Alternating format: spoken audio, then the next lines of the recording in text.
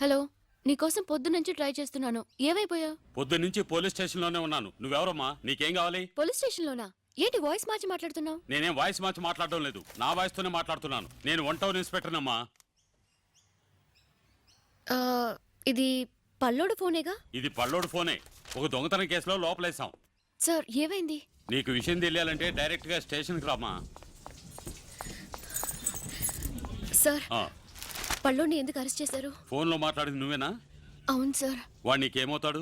వాడు నా friend sir. Friend? బాగా చదువుకున్న అమ్మాయిలా కనపడుతున్నావు. నీకు ఇలాంటి వాడితో ఫ్రెండ్షిప్ ఏంటి? లేదు, యాక్చువల్గా ఏం జరిగిందో నాకు తెలీదు సార్. ఏంటి తెలీదా? సబ్ కలెక్టరేట్లో దొంగతనం చేశాడు. ఏం దొంగిలించావరా అంటే నోరు విప్పడం లేదు. నిన్న నైట్ అంతా కుళ్ళబుడిచినా ముడుచు కూర్చున్నాడు.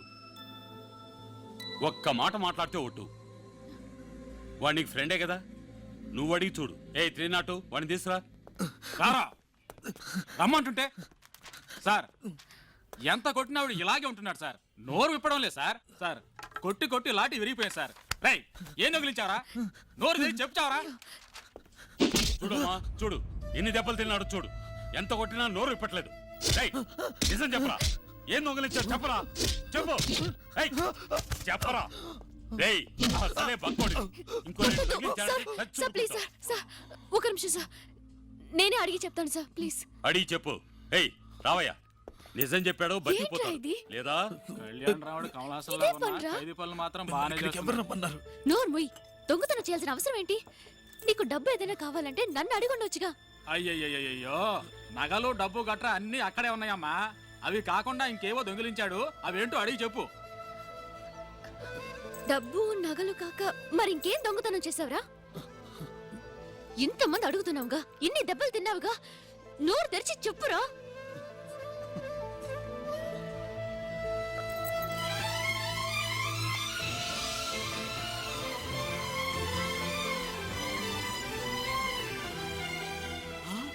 సార్, వీడు దొంగతనం చేసిన చెప్పులు సార్. చెప్పులా?